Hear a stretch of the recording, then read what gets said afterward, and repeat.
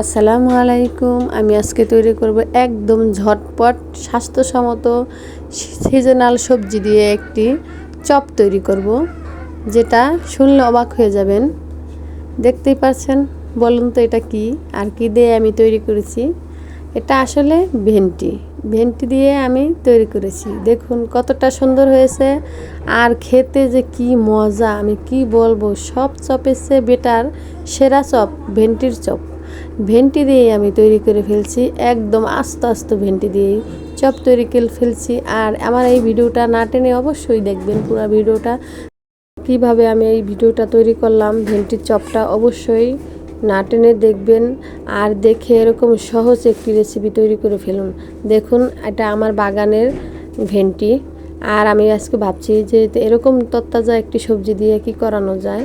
তার জন্য বুঝতে পারলাম যে না, আমি একটি ভেন্টি চপই করে দেখাই আমার চ্যানেলের দর্শকদের।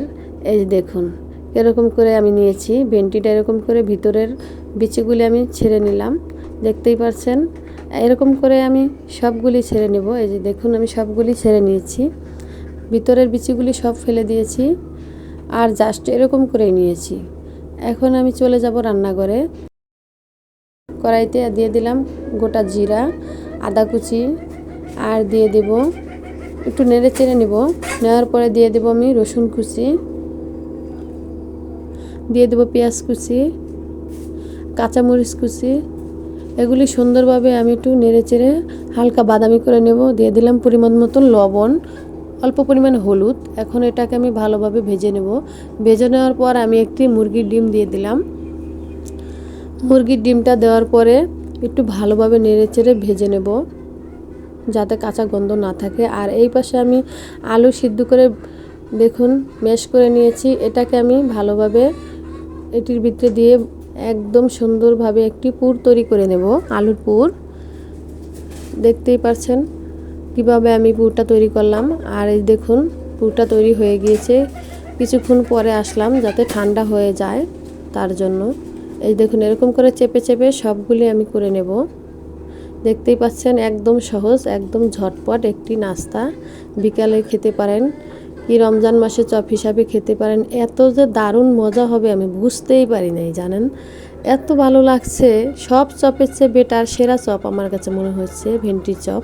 আর এতে আমি দিয়েছি জিরা গুঁড়া, আর নিয়েছি ভেষন, 1 কাপ পরিমাণ ভেষন নিয়েছি। দিয়ে দিলাম 2 চা চামচের মতো ময়দা, আর দিয়ে দিলাম 1/2 চা চামচেরও কম বেকিং পাউডার, অল্প পরিমাণ লবণ, হলুদের গুঁড়া, পরিমাণ মতন মরিচের গুঁড়া।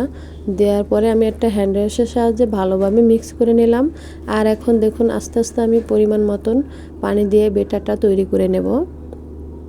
দেখুন হয়ে গিয়েছে একদম বেটারটা পারফেক্ট। এরকম হলে বুঝতে পারবেন যে একদম সুন্দরভাবে ফুলে উঠবে বেসনটা। দেখুন কীরকম করে গুলে নিয়েছি, বেটার তৈরি হয়ে গিয়েছে। আর এই যে দেখুন সবগুলি ভেন্টি আমি পুর দিয়ে নিয়েছি। এখন এটার ভিতরে চুবিয়ে চুবিয়ে দিব। আর এই যে দেখতে পাচ্ছেন জিরার সাথে আস্ত জিরা ছিল, জিরাটা এই দেখুন দেখতেই পাচ্ছেন। ভেন্টিটা আমি এরকম করে চুবিয়ে নেব। এটা স্কিপ হয়ে গিয়েছে কোনো কারণে, তার জন্য দেখাতে পারিনি। আর এই যে দেখুন কড়াইতে দিয়ে দিয়েছি তেলের ভিতরে। দেখুন কতটা সুন্দর হয়েছে, একদম আস্ত আস্ত ভেন্টি। আর আমি যে অবাক হয়ে গিয়েছি যে এত দারুণ স্বাদ হবে বুঝতেই পারি নাই, কি বলবো, এত ভালো হয়েছে। এরকম একটি চপ আমি অবাক হয়ে গেলাম যে আমি কি তৈরি করলাম, যে এত মজা ভেন্টি চপ, বুঝতেই পারি নাই। আশা করি অনেক ভালো হয়েছে। আর ভালো হলে আমার চ্যানেলটাকে অবশ্যই লাইক করবেন, শেয়ার করবেন। প্লিজ আমার 1000 লাইক করবেন, আর আমার চ্যানেলটাকে শেয়ার করে দিবেন, কমেন্ট করবেন। আর এরকম ভালো ভালো ভিডিও আপনাদের সাথে দেওয়ার জন্য আমাকে সাপোর্ট করবেন।